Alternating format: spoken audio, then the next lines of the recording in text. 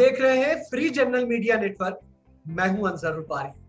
आज हम बात करेंगे कतर के रोल की, खास तौर से अफगानिस्तान में तालिबान को लेकर के जिस तरह से कतर ने अपना रोल प्ले किया है। एक तरफ अमेरिका, दूसरी तरफ तालिबान, दोनों एक दूसरे के कट्टर दुश्मन। बावजूद इसके कतर ने जिस तरह से रोल अदा किया, दोनों एक प्लेटफॉर्म पर बैठे और नतीजा ये हुआ कि 20 साल की लंबी लड़ाई के बाद अमेरिका बहुत ही इज्जत के साथ अफगानिस्तान से निकलने में कामयाब हुआ है।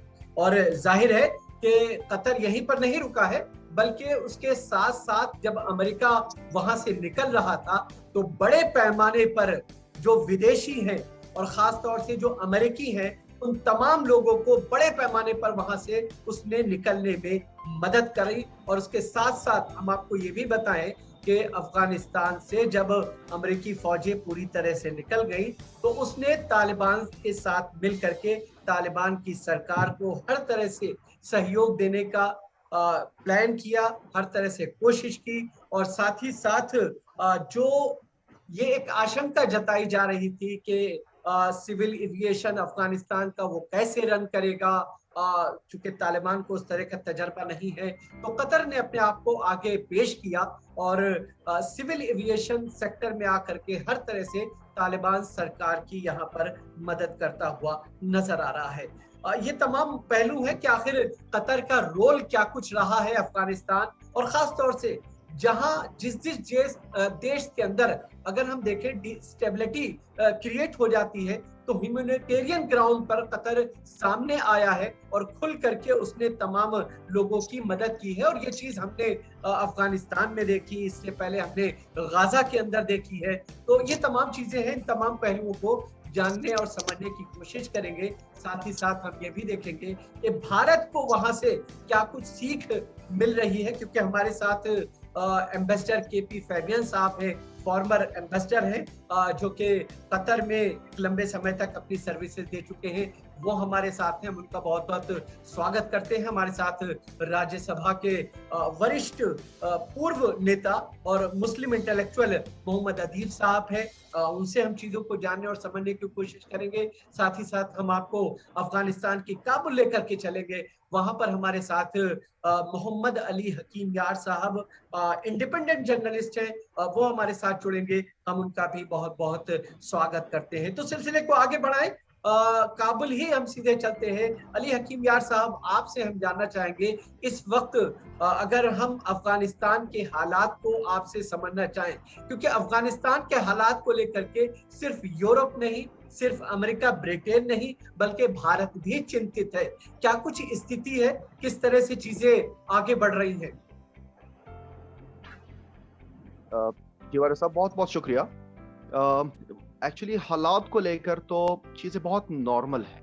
यानी अगर आप ग्राउंड रियलिटी देखेंगे, ग्राउंड चेक आप रखेंगे रियलिटीज पे, इंडिपेंडेंट जर्नलिस्ट मूव कर रहे हैं, फॉरेन मीडिया को इजाजत है कि आके अपनी कवरेज दे, पॉलिटिकली चीजें मैच्योरिटी की तरफ जा रहा है जिसमें टाइम लगेगा। This is a clear fact. रातों रात 1-2 महीने में कुछ चीजें नहीं होते। इंटरम सेटअप आ चुका है।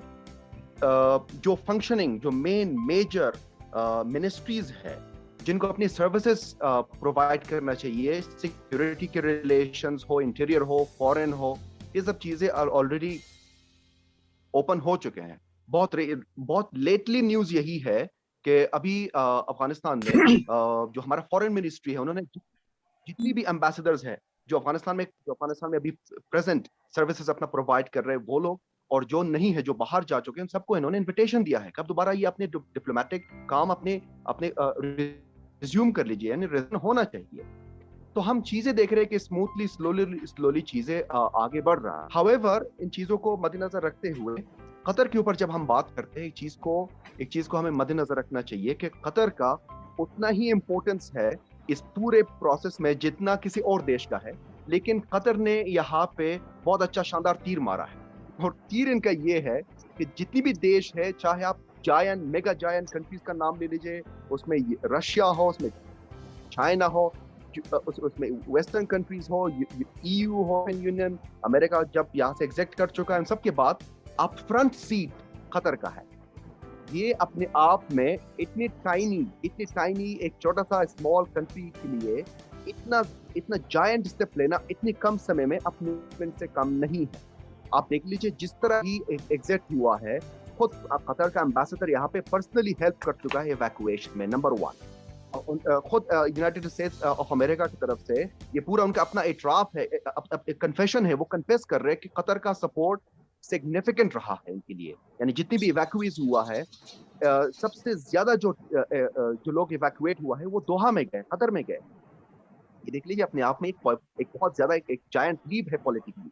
साथ साथ में काबुल एयरपोर्ट का दोबारा नॉर्मलाइजेशन करने के लिए कतर का बहुत ज्यादा अपना इम्पैक्ट। यानी कतर का रोल हम चाह के भी, कतर एक ऐसा चीज है, it's an elephant in the room, Qatar है। यानी जहां तक अफगानिस्तान के प्रेजेंट हालात है, फ्रॉम 2013 अप टू नाउ, ये टाइम के साथ कतर का रोल बढ़ चुका है। यानी हम ऐसे नहीं कह सकते कि कोई दूसरा देश अभी फिलहाल इतना इंपॉर्टेंस और इतना सिग्निफिकेंस और इतना इन्फ्लुएंस रख सकता है अफगानिस्तान के ऊपर। हाउएवर इसमें कुछ चीजें हैं जो विद टाइम इंप्रूव हो सकता है। गर्ल्स एजुकेशन है, ये चीजें विद टाइम इंप्रूव हो जाएंगे। अब हमारे पास एग्जांपल्स है पूरी दुनिया में, जो किंगडम्स है उनमें बहुत से ड्रॉबैक्स है। यहाँ पे भी कुछ चीजें हैं जो अपने आप में टाइम मांगता है, वो आहिस्ता आहिस्ता चीजें बढ़ जाएंगे। आई नो, मैंने अभी रिसेंटली उनके जो कतर के राशिद मोहम्मद अल खातिर है, उनकी मैंने स्टेटमेंट सुना है।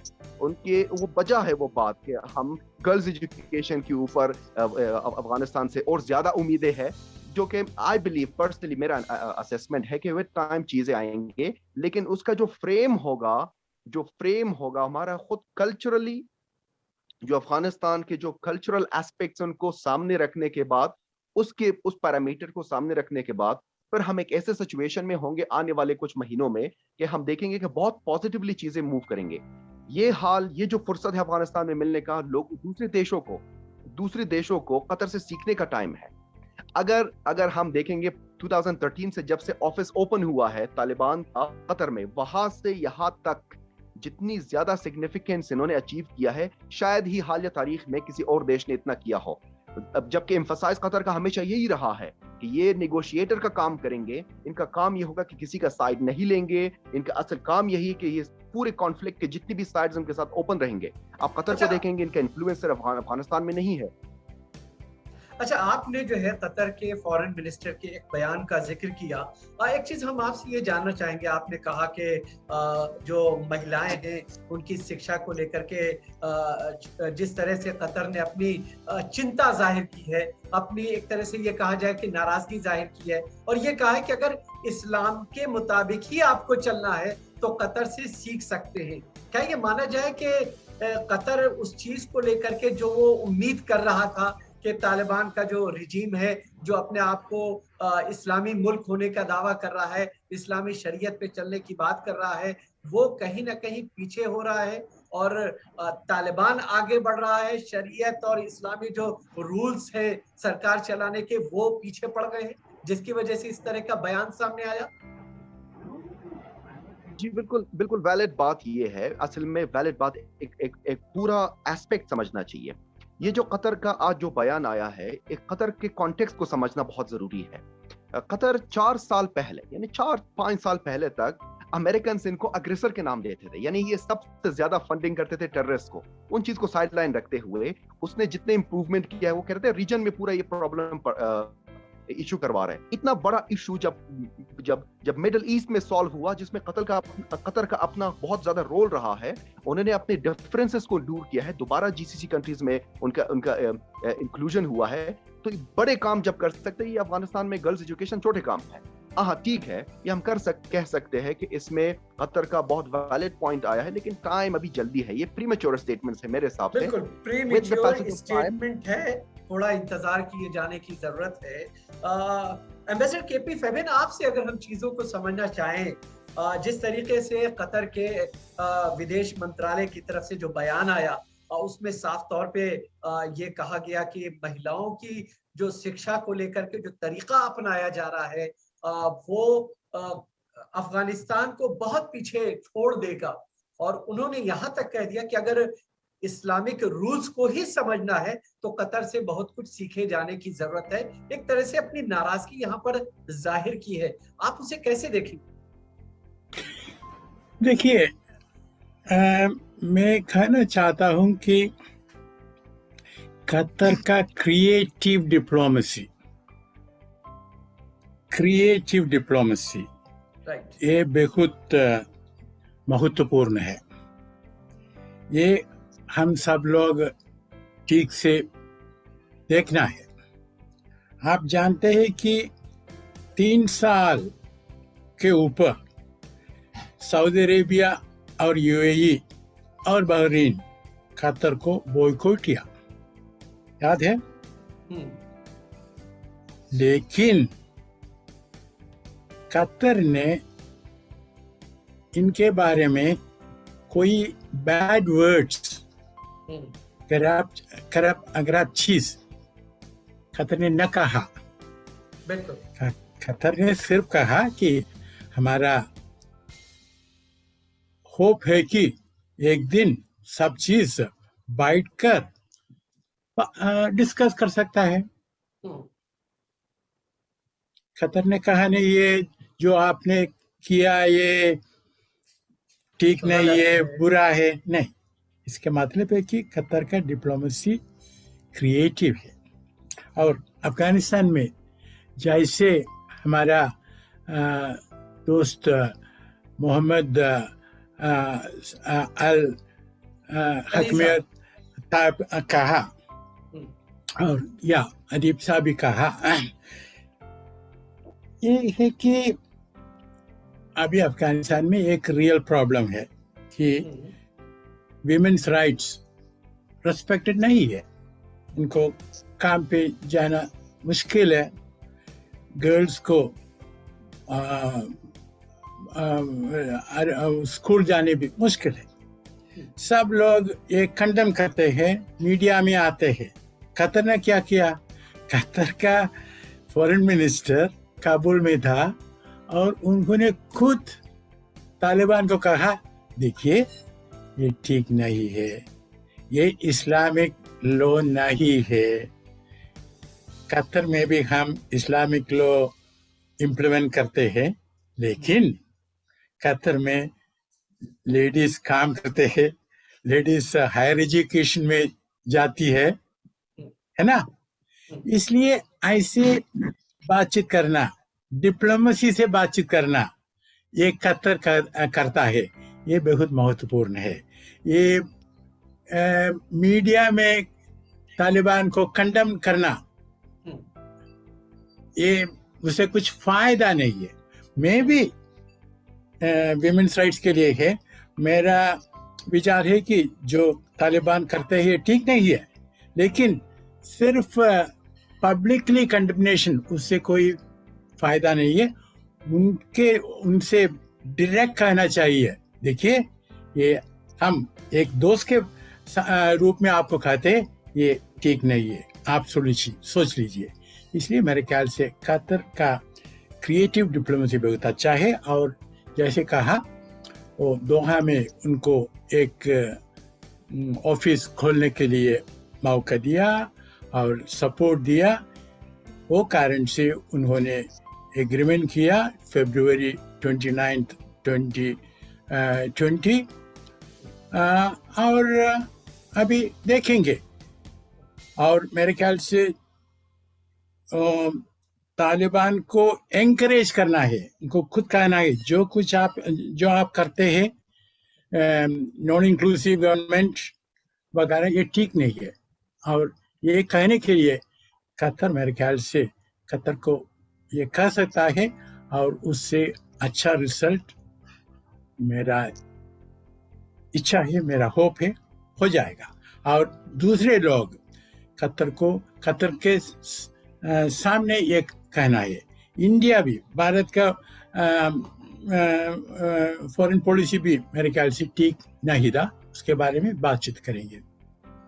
बिल्कुल, ठीक है। आदिब साहब, एक चीज, जिस तरह से केपी फैबियन साहब ने, मिस्टर साहब ने ये बात कही कि थोड़ा सा इंतजार किए जाने की जरूरत है, और जो कतर की एक क्रिएटिव डिप्लोमेसी होती है, वो कहीं ना कहीं ये कहा जा सकता है कि उसका प्रेज किया जाना चाहिए, उसको समझना चाहिए। और अगर उसको उस तरह से समझते हुए तालिबान अफगानिस्तान जो है आगे बढ़ता है, तो ये इसके हक में बहुत अच्छी चीज है। लेकिन एक तरफ अगर हम देखें, चाहे अमेरिका की हम बात करें या फिर यूरोप की हम बात करें, अमेरिका ह्यूमैनिटेरियन ग्राउंड की बात करता है। अमेरिका कहता है कि अफगानिस्तान में सब कुछ चीजें हो रही हैं और फंड कलेक्शन की भी बात की जाती है। लेकिन वहीं तालिबान जब डिमांड ये करता है कि जो उसके अफगानिस्तान का एसेट अमेरिका और यूरोप में एक तरह से रोक लिया गया है, ब्लॉक कर दिया गया है, उसे दे दिया जाए,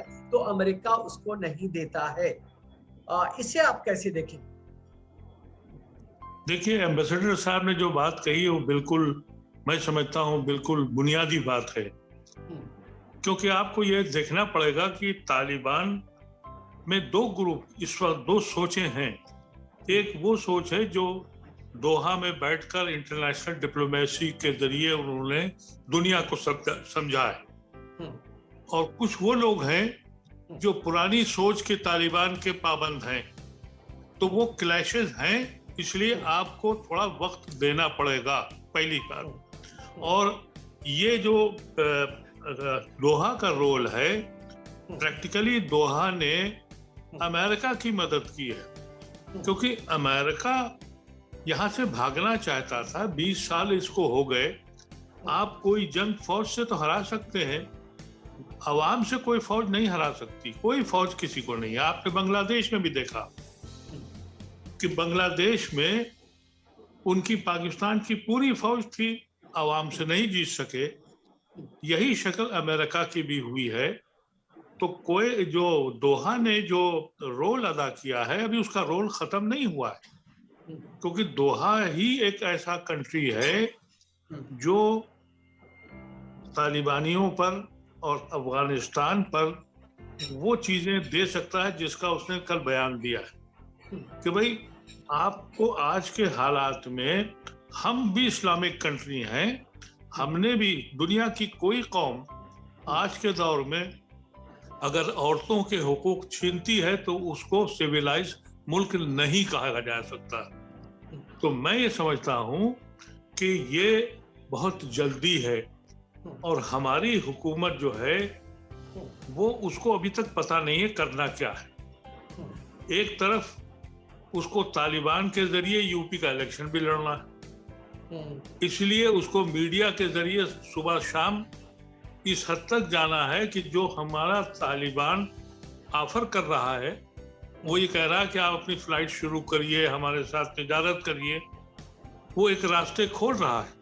अगर इंडिया से हमारा सदियों का ताल्लुक है, अफगान से, अगर रास्ते खुल जाएंगे तो हमारा इंटरप्रिटेशन ऑफ इस्लाम जो है, हम उस पर इन्फ्लुएंस कर सकते हैं।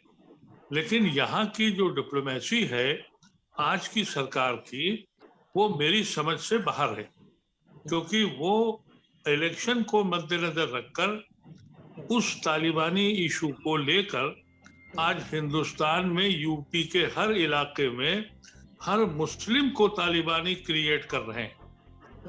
उसके रिपरकेशन का अंदाजा उनको नहीं हो रहा है। हालांकि ये ऐसा लगता है कि अफगानिस्तान को ये बात समझ में आ गई है कि हिंदुस्तान के बगैर उनका गुजारा नहीं है। हम सबसे बड़े डोनर थे उनके, सबसे ज्यादा हमने उनके साथ सहयोग किया है, और हमारे साल के रिश्ते हैं।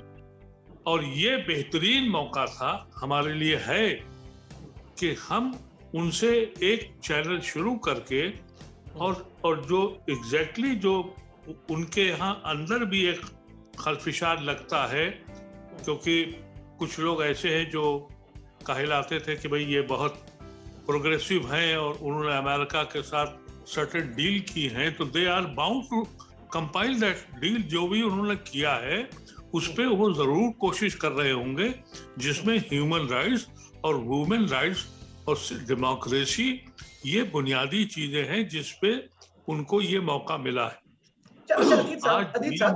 अदीब साहब, एक सवाल आपसे, एक हम सवाल ये समझना चाहेंगे कि जाहिर है कि 20 साल की जो लड़ाई थी अमेरिका और तालिबान अफगानिस्तान के बीच में, ये जो पूरी लड़ाई थी, जाहिर है कि मीडिएटर के तौर पर कतर ने एक रोल प्ले किया और नतीजा ये हुआ कि जो है अमेरिका वहां से आसानी के साथ, इज्जत के साथ निकल गया। हम अपने पड़ोस में भी बहुत सारी लड़ाइयों को देख रहे हैं, हम भी जो है आतंकवाद का आए दिन शिकार होते रहते हैं। हमारे पास भी जो है मुस्तकिल ये कहा जाए, जब से बंटवारा हुआ है तब से जो है पड़ोसियों से हमारे ताल्लुकात खराब ही चल रहे हैं। पाकिस्तान के साथ हमारी लड़ाई होती रहती है, आए दिन जो है जंग की सिचुएशन क्रिएट रहती है। कतर ने एक तरह से ये मैसेज दे दिया कि बातचीत के जरिए से मसलों को हल किया जा सकता है। क्या कतर का ये जो पूरा डिप्लोमेसी जिसकी तरफ इशारा किया एम्बेसडर केपी फैबियन साहब ने, कि जो है जो क्रिएटिव डिप्लोमेसी है कतर की, वो बड़ी स्ट्रॉन्ग है। हमारे अपने जो है सरकार को इस चीज को समझना चाहिए, कुछ सीख लेनी चाहिए।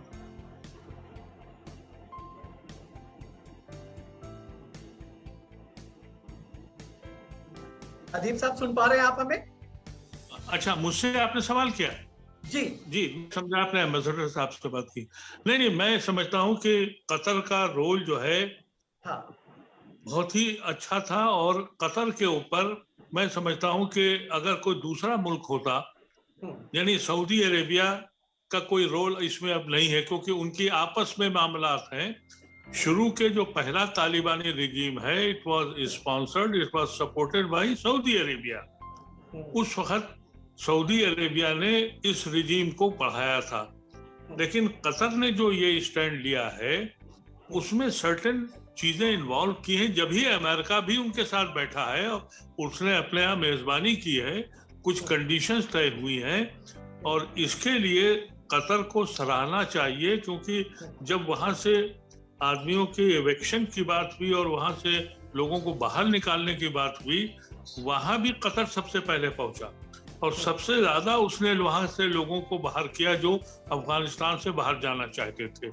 उनके जो एविएशन, जो एक ही रास्ता है दुनिया से कनेक्ट करने का, हवाई जहाज का, वो एयरपोर्ट भी वही कंट्रोल कर रहे हैं। नहीं, सिर्फ तो मैं समझता हूं निकाला ही नहीं है, सिर्फ निकाला ही नहीं है, बल्कि बड़े पैमाने पर निकलने के बाद, लोगों को निकालने के बाद जो रिलीफ वर्क किया गया है, जहाजों से जो सामान खाने पीने का पहुंचाया गया है, वो भी एक बड़ा कदम है। क्योंकि देखिए, चाइना का मामला है, वो अपनी स्पेस चाहता है, वो फाइनेंशियल एड तो देगा, फला करेगा, और अभी रिकग्नाइज भी नहीं कर रहा है, लेकिन देख रहा है कि यूरोप अभी डरा हुआ है, तो चाइना वहां अपने लिए वो जो तमाशे करता है हर मुल्क के साथ वो करेगा।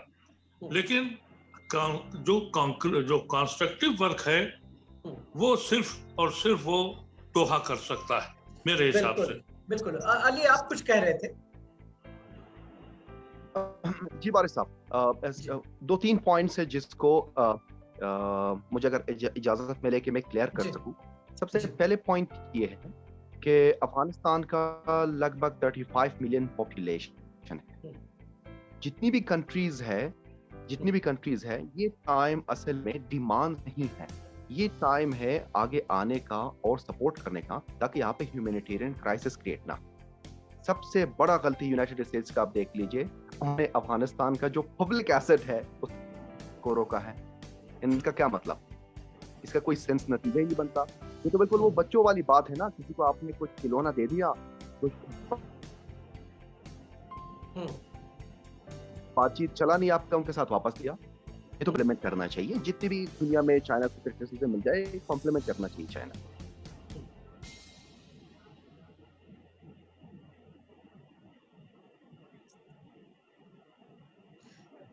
लगता है कि थोड़ा सा नेटवर्क की वजह से हमारा संपर्क है, हम सुन नहीं पा रहे हैं हकीम साहब को। केपी फैबियन साहब, एक चीज आपसे समझना चाहेंगे, जो चीज हमने अदीब साहब से कही थी, वो ये कि आपने जो एक क्रिएटिव डिप्लोमेसी की बात की, जाहिर है कि भारत और पाकिस्तान के रिश्ते कंटिन्यू खराब रहते हैं, और ये बात तय है कि पड़ोसी को बदला नहीं जा सकता। पूर्व प्रधानमंत्री स्वर्गीय अटल बिहारी वाजपेयी साहब ने ये बात कही थी, और उस चीज को लेकर के मिशन उन्होंने चलाया था। ऐसे में बिल्कुल हम आपके पास आएंगे जी। ऐसे में क्या हमारी अपनी जो विदेश नीति है जो हमारी अपनी डिप्लोमेसी है उसको कुछ यहाँ से सीख मिलती हुई दिखती है आपको? देखिए, अफगानिस्तान के बारे में मैं और एक चीज कहना चाहता हूँ। भारत ने करना था एक पब्लिक डिक्लेरेशन। हमको जानते हैं कि इंदिरा गांधी हॉस्पिटल हालत बहुत बुरा है, मेडिसिन्स नहीं है, डॉक्टर्स नहीं है, नर्सेस नहीं है और बच्चे लोग मर रहे हैं।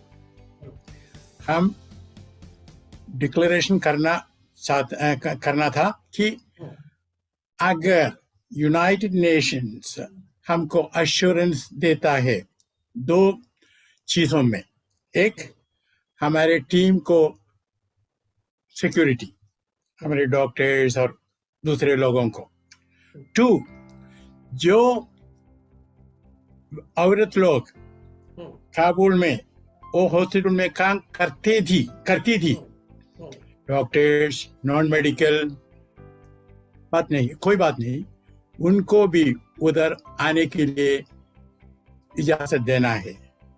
अगर ये दो कंडीशंस ठीक है तो हम एक टीम को भेजेंगे और वो hospital take over and run it for the people of Afghanistan. We should have done that, लेकिन हमने किया नहीं। हमारा विदेश मंत्री जी ने बहुत लंबा भाषण किया जिनीवा में 13 सितंबर, यूनाइटेड नेशंस का कॉन्फ्रेंस था। हमने बहुत किया है अफगानिस्तान के लिए, ठीक है, अच्छा है, लेकिन अभी जब लोग मर रहे हैं, और देखिए यूनाइटेड नेशंस ने कहा कि अंदाजा 75% of the Afghan population is below the poverty line. अगर हम कुछ करते नहीं है तो 95% बिलो द पॉवर्टी लाइन होगा, ठीक है। तो हम सोचना है, और जो अदीब साहब ने कहा ये बिल्कुल ठीक है। फॉरेन पॉलिसी और डोमेस्टिक पॉलिटिकल एजेंडा वो मिक्स करना है। फॉरेन पॉलिसी है और राष्ट्र के इंटरेस्ट के लिए कर रहे हैं, उसमें डोमेस्टिक पॉलिटिक्स मत आना चाहिए। बिल्कुल, इस तरह की डिप्लोमेसी में डोमेस्टिक पॉलिटिक्स को इन्वॉल्व नहीं किया जाना चाहिए। अली, आपकी बात पूरी नहीं हो पाई थी। जी जनाब, बहुत माजरत के साथ बीच में शायद इंटरनेट का कनेक्शन हुआ था। अच्छा, मैं ये कह रहा था कि चाइना को कॉम्प्लीमेंट इसलिए करना चाहिए कि उनकी जितनी भी असिस्टेंस होते हैं दुनिया के किसी भी देश में हो, लाखों डिसएग्रीमेंट के साथ, उनका एक पॉलिसी रहा है नॉट इंटरफेरेंस का। उनके पास कोई फेवरेट्स नहीं है कि ये बंदा आप अगर आप अपने गवर्नमेंट में रखेंगे तो हमारा ये कंडीशन बेस्ड हेल्प होगा। अगर आप कंडीशन बेस्ड चीजें रखेंगे तो ये हेल्प नहीं है, ये आपके जो नेशनल इंटरेस्ट है उसी को सोली परस्यू करना है। आपको ह्यूमैनिटेरियन एड या असिस्टेंस का कोई मतलब नहीं है। आप देख लीजिए, सबसे पहले पॉइंट हमारा ये है, यूनाइटेड स्टेट्स ऑफ अमेरिका यहाँ पे अफगानिस्तान में रहा 20 साल, इंडिया ने सपोर्ट किया, करेक्ट। अब अमेरिका वापस यहाँ से निकला, आपका अफगानिस्तान रीजन में है, आपके इस पूरे जो साउथ एशिया, सेंट्रल एशिया के जो कनेक्टिविटी है, रीजन है, आप अफगानिस्तान से अपने आप को डिस्कनेक्ट करेंगे इन सिर्फ मुद्दों की वजह से। अगर ये इश्यूज है, कंडीशंस होंगे, तो फिर अफगानिस्तान भी जो प्रेजेंट सरकार है, इनका पॉलिसी क्लियर कट है, आप हमारे साथ हेल्प करेंगे, कंडीशंस नहीं होंगे आपके। अगर आप कंडीशंस रखेंगे तो फिर ये सरकार किसी भी हालत में हो, इकोनॉमिकली स्टेबल हो ना हो, फिर जो हिंदुस्तान में हालात हो रहा है, जितनी भी माइनॉरिटीज है, तो हम बोलेंगे तो वो भी इंटरफेरेंस होगा। तो होता है, ये क्राइसिस है, ह्यूमैनिटेरियन ग्राउंड्स पे हेल्प करना चाहिए, चाहे आप हॉस्पिटल्स में हो, चाहे डैम्स हो, कोई भी हो। It was a good token, it was a gift, it was a good token. उसको आप यहाँ पे आके इन्विगोरेट कर लीजिए, हेल्प कर लीजिए, अपने कंडीशंस कंटिन्यू कर लीजिए।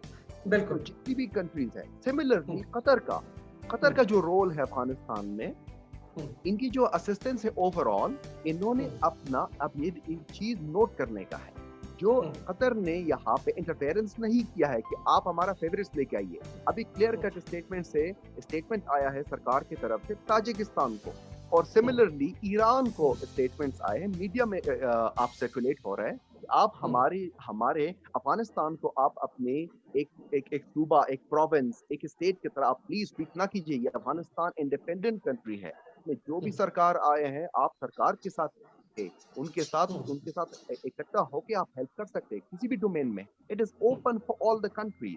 जब एक बंदा बार बार ये कह रहा है कि प्लीज आप अपने सारे काम रिज्यूम कर लीजिए, टाइम चाहिए। जो अदीब साहब ने कहा बिल्कुल दुरुस्त बात है, ये बिल्कुल दुरुस्त बात है। हर चीज की अपना टाइम चाहिए मैच्योरिटी तक पहुंचने के लिए।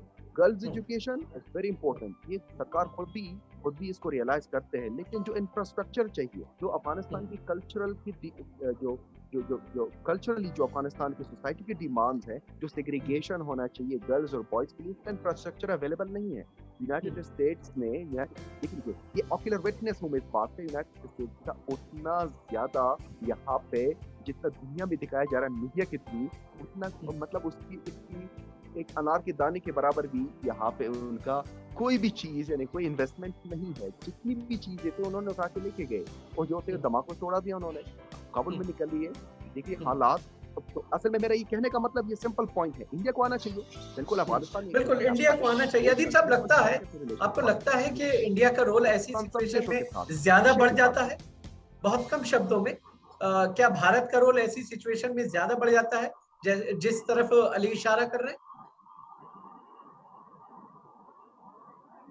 अदीब साहब अगर सुन पा रहे हो तो बताएं जी। बहुत कम शब्दों में। भारत का रोल मैं समझता हूं कि इस वक्त तो भारत के लिए सिचुएशन बहुत ही नाजुक हो गई है, क्योंकि हमने कई फैसले ऐसे कर लिए। देखिए, हमें मुल्क से बात करनी होती है, हमें पार्टी से नहीं। अब आप देखिए कि हम चले गए वहां के, अब की बार ट्रम्प जिंदाबाद जीतेंगे, उसका डैमेज हमें उठाना पड़ा। इस बार हमारे प्राइम मिनिस्टर साहब का वो खैर मकदम अमेरिका में नहीं हुआ क्योंकि वो पार्टी बन गए। यहाँ पर भी ये हुआ है, मुल्क में जब उछल पुथल हो रही है, हम मुल्क का इंटरेस्ट देखेंगे, हम अपने कंट्री का इंटरेस्ट देखेंगे। सरकार जो भी आए, हमसे ताल्लुकात उसके ठीक होने चाहिए, हमारा पुराना रिश्ता उसके साथ है। हमने ये फैसला कर लिया कि नहीं, हम एक पार्टी हैं, एंड पार्टी ये है कि हम इस पार्टी के खिलाफ हैं। अब फॉर्चुनेटली अनफॉर्चुनेटली वो पार्टी पावर में आ गई तो हमारी फॉरेन पॉलिसी को डैमेज होता है। बिल्कुल, दुनिया का दस्तूर ये है कि हम मुल्क से ताल्लुकात रखते हैं, हम पॉलिटिकल पार्टी से ताल्लुकात नहीं रखते हैं। हमारा इंटरेस्ट उस मुल्क से होता है। इस तरह की चीजें डैमेज करती है सिस्टम को। मैं समझता हूं कि हमने बहुत डिले किया है, और जैसा अभी एम्बेसडर साहब ने कहा कि हम लोगों को रिलीफ के लिए थोड़ा कदम आगे बढ़ाने चाहिए। एम्बेसडर साहब से सवाल है, एम्बेसडर साहब से सवाल है बहुत कम शब्दों में। एम्बेसडर साहब, क्या जो है हमें इस पे गौर करना चाहिए?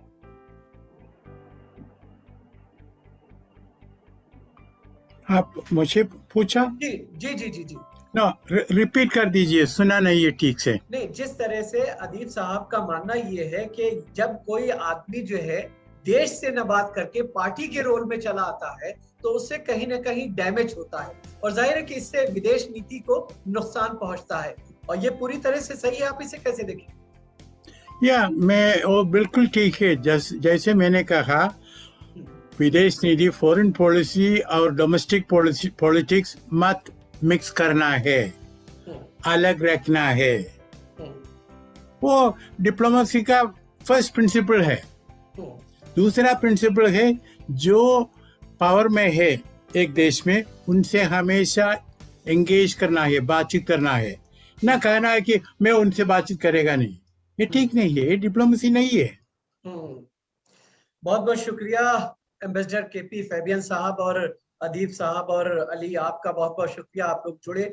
जाहिर है भारत सरकार को भी सोचना है कि जिस तरह का एक तरह का संदेश कतर की तरफ से जो आया, जिस तरह का रोल प्ले किया है, क्या भारत ऐसा रोल प्ले कर सकता था, इसको इस पूरे मसले पर सोचना चाहिए। तो जाने से पहले हम अपने तमाम दर्शकों से ये गुजारिश करेंगे कि अगर आपने फ्री जनरल मीडिया को सब्सक्राइब नहीं किया है तो आप इस चैनल को सब्सक्राइब करें, इसके वीडियोस को लाइक और शेयर करें। इस बहस में फिलहाल इतना ही, इजाजत दीजिए।